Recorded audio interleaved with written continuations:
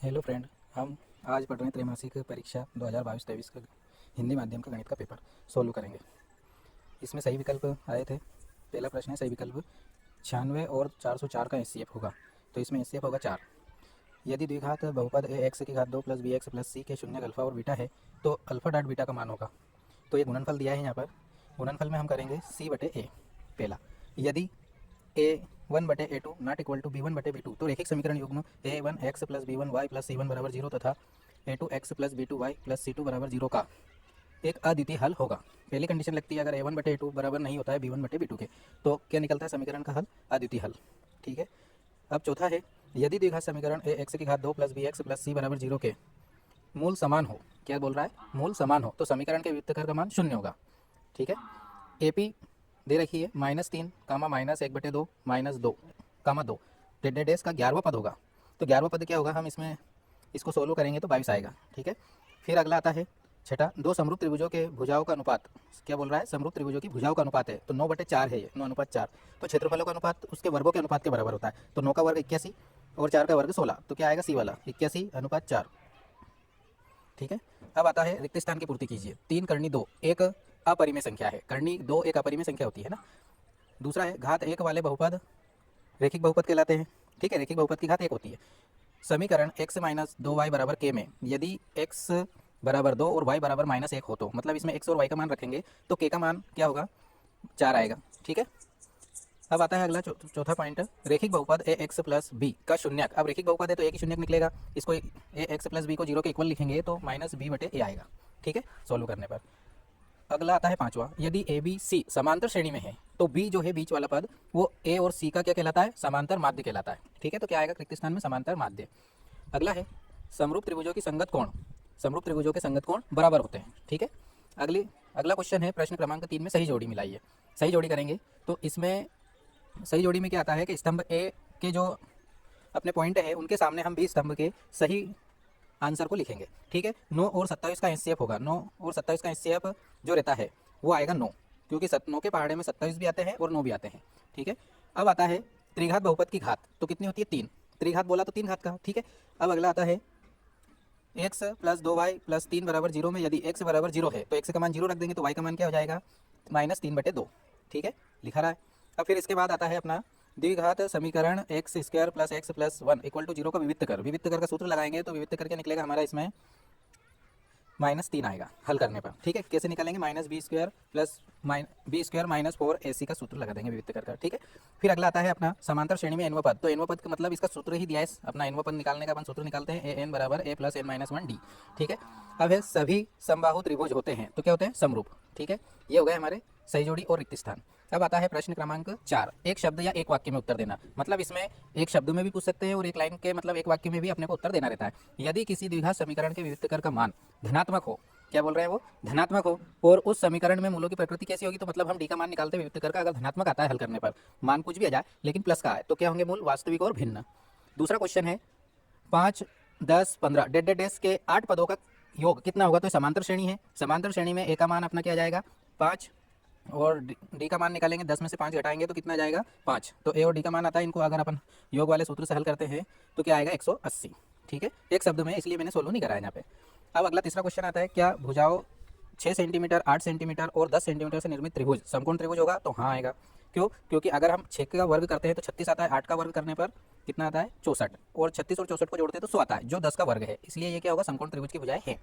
फिर अगला आया अपना क्वेश्चन, आधारभूत अनुपातिक प्रमेय का कथन लिखना है। आधारभूत अनुपातिक प्रमेय मतलब थेल्स प्रमेय। तो इसका कथन क्या है? सीधे आसान शब्दों में दे रहा हूं मैं। किसी त्रिभुज में एक भुजा के समांतर खींची गई एक सरल रेखा अन्य दो भुजाओं को समान अनुपात में विभाजित करती है। ठीक है। यह है कथन सरल शब्दों में। अगला है पांचवा, बिंदु ए क्या लिखा रहा है? 2, 3 और बी 4, 5 को मिलाने वाले रेखा के मध्य बिंदु के निर्देशांक क्या होंगे? तो मध्य बिंदु के निर्देशांक निकालने के लिए हम दोनों के x से x को जोड़ेंगे और 2 का भाग देंगे। भुज और भुज को जोड़ते हैं और कोटि को जोड़ते हैं। तो 2 और 4 लिखा रहा है। 2 और 4 6 होते हैं। 6 में 2 का भाग जाएगा तो 3 आएगा। पहला भुज आ गया। दूसरा 3 और 5 को जोड़ते हैं तो कितना आएगा? 8। 8 में 2 का भाग देंगे तो कितना आएगा? 4। ठीक है। तो मध्य बिंदु के निर्देशांक क्या आ गए? 3 और 4।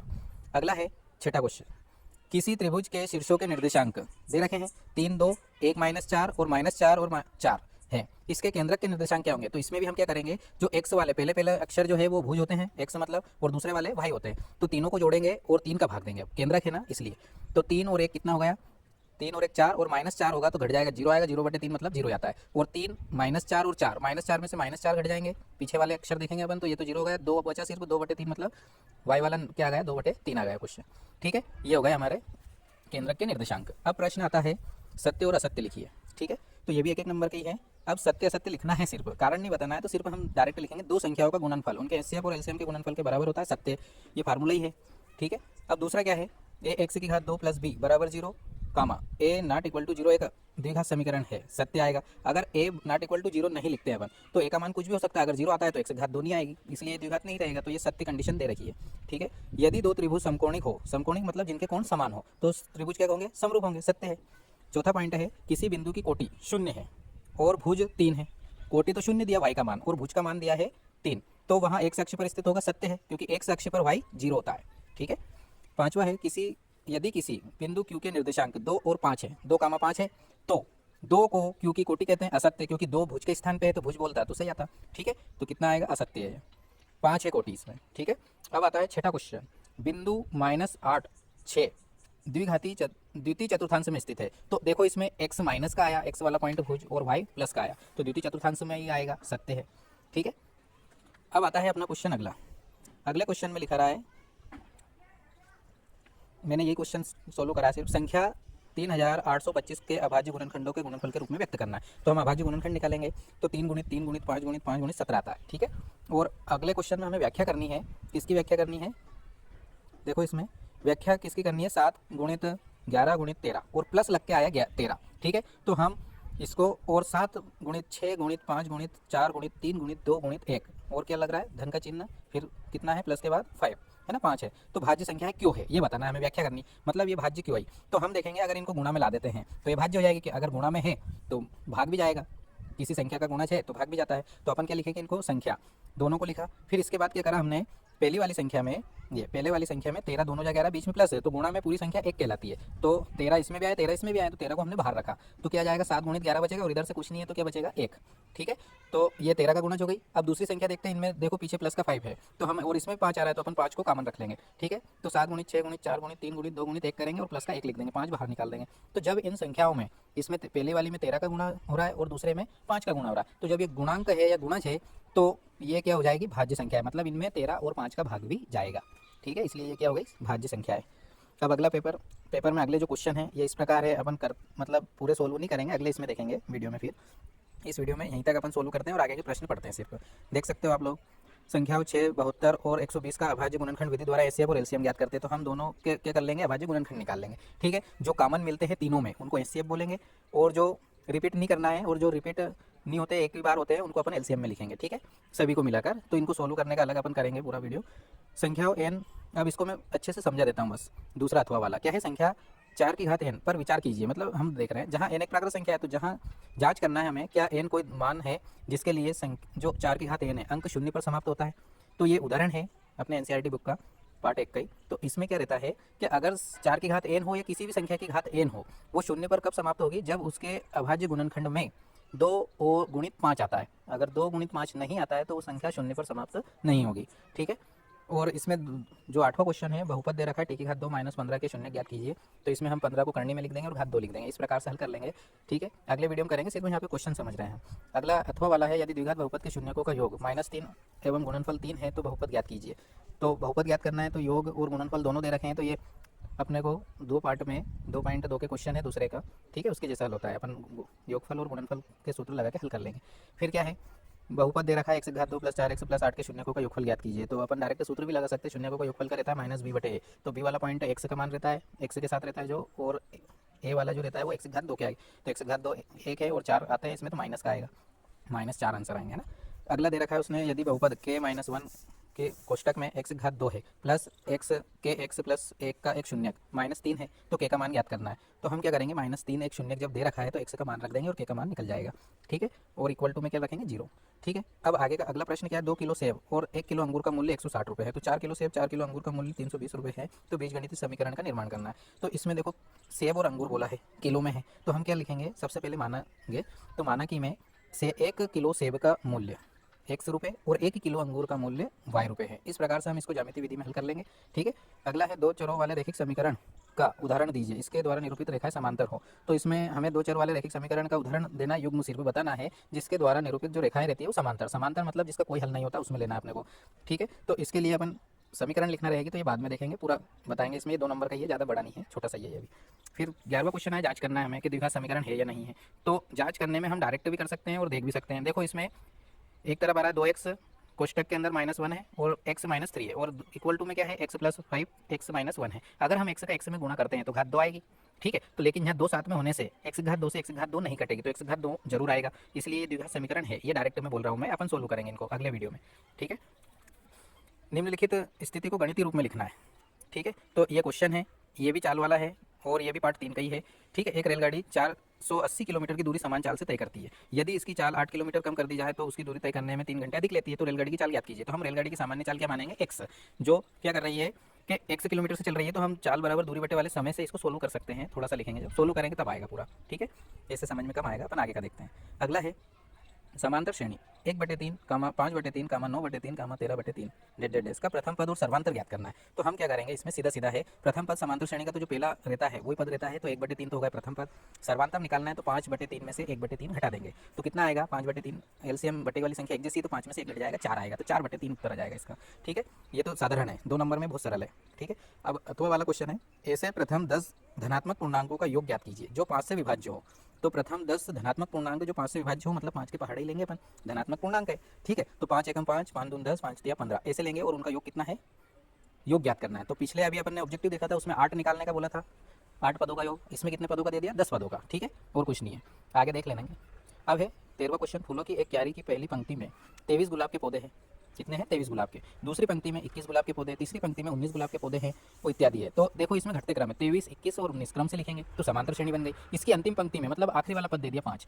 ठीक है, तो क्यारी में कितनी संख्या है, तो अपनी जो गुणों ये समांतर श्रेणी ऊपर दे रखी है, ऐसे ही श्रेणी बनेगी, 23, 21, 19, डेड 5। ठीक है, इस प्रकार से हम सूत्र लगा के हल कर लेंगे। ऐसा कैसे, ये है कौन सा, इसका अथवा भी यही है, 21, 18, 15 डेज का कौन सा पद -81 है। तो ये दोनों क्वेश्चन एक ही जैसे हल होंगे। प्रथम पद हम इसमें 23 मानेंगे ऊपर वाले में, और इसमें प्रथम पद 21 मानेंगे। फिर हम दूसरे वाले पद में से पहला पद घटाते हैं तो डी निकल जाता है, तो फिर हम एनवा पद निकाल मतलब सूत्र लगा के उसको सोल्व करते हैं, तो एन का मान निकालना है। ठीक है, अब ऐसा कैसे, 14वां क्वेश्चन भी यही है, एन के किस मान के लिए दोनों समांतर श्रेणियां 63, 65, 67 डेड और 3, 10, 17 डेड के एनवे पद बराबर होंगे। तो अपने को एनवे पद बराबर दे रखे हैं। ठीक है, तो इसमें प्रथम पद 63 आएगा, 65 में से 63 घटाएंगे तो सर्वांतर निकलेगा 2। ठीक है, ऐसा कैसा ही इसमें प्रथम पद दूसरी श्रेणी में क्या आएगा 3, और 10 में से 3 घटाएंगे तो कितना निकलेगा सर्वांतर 7। ठीक है, फिर एनवे पद बराबर है तो एनवे पदों को दोनों को बराबर लिख के सोल्व करेंगे। ठीक है, अब अगला इसका अथवा देखते हैं अपन क्या है, किसी समांतर श्रेणी का 17वां पद उसके 10वें पद से 7 अधिक है तो सर्वांतर ज्ञात कीजिए। तो अपन क्या लिख लेंगे, माना कि प्रथम पद ए है, सर्वांतर डी है, तो अपन ने दिख ही रहा है, वैसे भी शार्ट में बता रहा हूँ समझाकर, उत्तर डायरेक्ट, और अपन सोल्व करेंगे तो सोल्व भी हो जाएगा। 17 है और 10वें पद से 7 अधिक है, 17वां पद तो 7 अधिक है तो एक का ही अंतर है, 7 पद अधिक है, इसलिए तो सर्वांतर क्या आएगा इसका, एक ही आएगा हल करने पर भी। ठीक है, अगला क्वेश्चन है 15वां, आकृति में दे रखा है हमें एडी ज्ञात करना है। तो अगर सही से देखोगे तो एबीसी एक त्रिभुज है जिसमें डीई जो भुजा है वो बीसी के समांतर है या नहीं है, ये चेक करना है हमें, या दे रखा है ये मानते हैं। तो हम इसमें देखो दे रखा है डी ई समांतर है बीसी के। अब जब समांतर है तो समान अनुपात में विभाजित करती है, तो ऊपर की एडी भुजा निकालना है, तो हम क्या लिखेंगे, एडी बटे डीबी बराबर लिखेंगे ए ई बटे ई सी। तो इसका हम तिरक गुणा करके सोल्व कर सकते हैं। ठीक है, अगला है एक सीढ़ी किसी दीवार पर इस प्रकार टिकी हुई है कि इसका निचला सिरा दीवार से 2.5 मीटर की दूरी पर है, इसका ऊपरी सिरा भूमि से 6 मीटर की दूरी पर है, तो एक खिड़की तक पहुंचता है। ठीक है, सीढ़ी की लंबाई ज्ञात करनी है, तो इसमें अपन कौन से पाइथागोरस प्रमेय लगा देंगे समकोण त्रिभुज में, क्योंकि करनी चाहिए हमें सीढ़ी की लंबाई, सीढ़ी तिरछी लगती है तो कर्ण रहता है इसमें। ठीक है, अब अगला क्वेश्चन है, 2 समरूप त्रिभुज दे रखे हैं, तो कोण ए जो है वो पहले त्रिभुज में है 47 डिग्री का, तो इसी के बराबर आ जाएगा कोण डी आ जाएगा। ठीक है, अब जो बी और ई दोनों बराबर कोण होते हैं समरूप है, तो ई दे रखा है तो बी भी होगा 83 डिग्री। तो सी कोण ज्ञात करना है, तो हम क्या लगा देंगे, ये 2 कोण दे रखे हैं, त्रिभुज नियम लगा देंगे, तीनों कोणों का योग 180 होता है। ठीक है, तो ऐसे हम सोल्व कर लेंगे सभी क्वेश्चनों को। माना कि समरूप त्रिभुज दे रखे हैं, अथवा वाला देखना, ए बी सी समरूप है डी ई एफ के, तो उनके क्षेत्रफल दे रखे हैं 64 सेंटीमीटर स्क्वायर और 121 सेंटीमीटर स्क्वायर। तो हम इसमें भी सोल्व करेंगे, तो सूत्र ये है अपना क्वेश्चन 6.4 का। ठीक है, पहले क्वेश्चन है, तो इसको अपन जब सोल्व करने वाला वीडियो डालेंगे उसमें आ जाएगा। ठीक है। अब अगला प्रश्न आता है बिंदुओं 3 -2 और -4 1 के बीच की दूरी ज्ञात करना है। तो दूरी वाला सूत्र लगा देंगे। दूसरे वाले पॉइंट में से पहले वाला पॉइंट के मान घटाएंगे, भुज में से भुज और कोटि में से कोटि, और क्या लगाएंगे होल स्क्वायर। तो -4 में से -3 घटेगा तो -7 आएगा होल वर्ग में। ठीक है, तो ऐसे अपन दूरी का सूत्र लगा देंगे। अगला आता है इसका अथवा वाला त्रिभुज का केंद्र ज्ञात करना है। तो अपन केंद्र ज्ञात करने के लिए क्या करते हैं, भुज को भुज में जोड़ते हैं और कोटि को कोटि में जोड़ते हैं। 3 बिंदु है तो 3 का भाग देंगे और 2 बिंदु है तो 2 का, तो 3 है। ठीक है, केंद्र क्या है, त्रिभुज है तो 3 शीर्ष है, तो 1 - 1 और 3 को जोड़ेंगे और 3 का भाग देंगे। तो 1 - 1 तो 0 हो गया, 3 बचे तो 3/3 मतलब 1 आएगा। और दूसरा 4 - 1 - 2 तो ये -3 घट जाएंगे 4 में से, तो 1 बचेगा, 1/3 आएगा। तो कितना आएगा केंद्र के निर्देशांक 1,1/3। ठीक है, इनको सोल्व करोगे तब तो वो धीरे धीरे सब समझ में आ जाएंगे, अगर ध्यान से सुनोगे और सोल्व करने की कोशिश करोगे तो, या फिर अगले वीडियो में देख सकते हैं। ठीक है, द्विघात बहुपद x² + 7x + 10 के शून्य ज्ञात करना है और शून्यकों के गुणांकों की भी सत्यता का परीक्षण भी करना है। तो हम फिर मतलब इनको गुणनखंड विधि से भी सोल्व कर सकते हैं। गुणा करने पर 10 आना चाहिए, जोड़ने पर 7 आना चाहिए। इस प्रकार से हम गुणा कर सकते हैं। 5 और 2 रखकर 7x को तोड़ लेंगे, 2x और 7 5x में। ठीक है, ऐसा कैसे अथवा वाला क्वेश्चन है। तो इसको ये पहले जो मैथ्स था गणित पुराना वाला उसमें अच्छे से दे रखे हैं और आते भी है ये क्वेश्चन इस प्रकार से। तो हम क्या करेंगे, शून्य दे रखे हैं तो मूलों का योगफल और मूलों का गुणनफल निकाल लेंगे। अल्फा डॉट बीटा और अल्फा प्लस बीटा, यहाँ पे हम जो दे रखी है कंडीशन 1/अल्फा + 1/बीटा, इसका एलसीएम लेके इसको सोल्व करेंगे तो पूरा आएगा। ये वीडियो अगले में दे देंगे अपन सोल्व करके पूरा। ठीक है, अब है गुणनखंड विधि से समीकरण 2x² - 7x + 6 = 0 को हल करना है। ठीक है, तो इसको भी गुणनखंड विधि से करेंगे। हम पहले क्या करेंगे, x घात 2 आगे लिखा रहा है 2 और प्लस का 6 है, इन दोनों का गुणा करते तो 12 आता है। ठीक है, तो ऐसी संख्या सोचना है जिसका गुणा करने पर 12 और जोड़ने पर -7। तो 5 और 2 दोनों माइनस के आएंगे, तो दोनों माइनस का गुणा होता है तो प्लस के 12 हो जाते हैं, और जोड़ते हैं तो -7 आ जाता है। इस प्रकार हम गुणनखंड कर सकते हैं। अगला क्वेश्चन है अथवा वाला, 2 क्रमागत धनात्मक पूर्णांक ज्ञात करना है जिनके वर्गों का योग 365 है। तो हम क्या बोलेंगे, क्रमागत धनात्मक पूर्णांक कहाँ से स्टार्ट होता है, 0 1 2 3 4 ऐसे गिनती रहती है। तो क्रमागत है, धनात्मक पूर्णांक बोला है तो हम ये नहीं बता सकते कि कौन से है। तो हम क्या लिखेंगे, माना कि 2 क्रमागत धनात्मक पूर्णांक, कैसे लिखेंगे, x और x + 1 है। ठीक है, एक जुड़ता जाता है, तो इस प्रकार से हम उनका वर्ग करके प्रश्न अनुसार क्या कर देंगे, दोनों का वर्ग करके जोड़ेंगे तो 365 आएगा। इस प्रकार हमारी वर्ग समीकरण बनेगी और उसको गुणनखंड विधि या सूत्र विधि से हल कर सकते हैं। अगला क्वेश्चन है 20वां, x और y में संबंध ज्ञात करना है। ठीक है, तो बिंदु दे रखा है x y, जो बिंदु कितने 3 और 6, 3, 6 और -3 4 से समदूरस्थ है। तो हम दूरी वाले सूत्र से दोनों को इक्वल रखेंगे और सोल्व करेंगे। ठीक है, अगले वीडियो में देखेंगे इसको। अब आता है अगला क्वेश्चन अथवा में, यदि बिंदु A 6, 3 1 और B 8, 2 C वाला बिंदु है 9, 4 और D P, 3 समांतर चतुर्भुज के शीर्ष इसी क्रम में हो तो P का मान ज्ञात करना है। समांतर चतुर्भुज के शीर्ष है। ठीक है, तो हम शीर्ष रहेगा तो अपने को पता है पहले से ही 9वीं क्लास में हम प्रमेय पढ़ चुके हैं कि समांतर चतुर्भुज के विकर्ण एक दूसरे को समद्विभाजित करते हैं। तो जहाँ पर जो बिंदु आएगा वो मध्य बिंदु आएगा, तो हम मध्य बिंदु वाले सूत्र से इनको सोल्व कर सकते हैं आसानी से। ठीक है, अब अगला है, दर्शाइए कि 5 - करनी 3 एक अपरिमेय संख्या है। तो हम इसको एक परिमेय संख्या मानेंगे और बराबर में लिख देंगे P/Q। ठीक है, तो हम माइनस जो 5 है इसको उधर ले जाएंगे। इस प्रकार से हम इसको सोल्व कर सकते हैं। उदाहरण है या क्वेश्चन है, पार्ट मतलब अध्याय 2 में मिलेगा ये अपने को, चैप्टर 2 बहुपद वाले में। ठीक है, अध्याय 2 या जिसमें भी रहे। अब अथवा है संख्याओं 26 और 91 दोनों दे दी, इनका एचसीएफ और एलसीएम दोनों ज्ञात करना है। और ये सूत्र भी दे दिया, दोनों संख्याओं का गुणनफल बराबर। अगर इन दोनों संख्याओं का गुणा करते हैं और इन दोनों का एचसीएफ और एलसीएम निकालकर फिर गुणा करते हैं तो दोनों का आंसर एक ही आएगा। ठीक है, अब अथवा वाला क्या दिया है इसमें, देखो अगला क्वेश्चन 22वां, प्रतिस्थापन विधि से हल करना। प्रतिस्थापन विधि अपने को आती है तो अपन हल करेंगे। ठीक है, अगले वीडियो में करेंगे, नहीं तो फिर उसमें देखना जिसको नहीं आता है वो। 2 संख्याओं का अंतर 26 है, दूसरी संख्या एक संख्या जो है वो दूसरी संख्या की 3 गुनी है, उन्हें ज्ञात करना है। तो हम पहली संख्या क्या मान लेंगे, x, दूसरी मान लेंगे y, और तो दोनों संख्याओं का अंतर तो x - y = 26 पहली समीकरण हो जाएगी, और दूसरी समीकरण में आएगा x = 3y। ठीक है, इस प्रकार से हम संख्या को प्रतिस्थापन विधि से इसको भी हल कर सकते हैं। 23वां क्वेश्चन है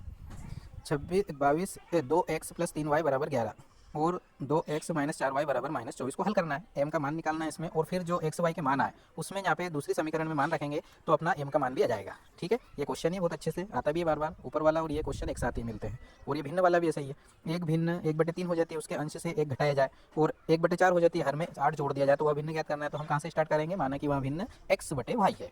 ठीक है, इस प्रकार जैसे भी प्रश्न अनुसार हम अपनी समीकरण बना सकते हैं। ये हो गया हमारा पेपर 60 छोटे से भाग में। ठीक है।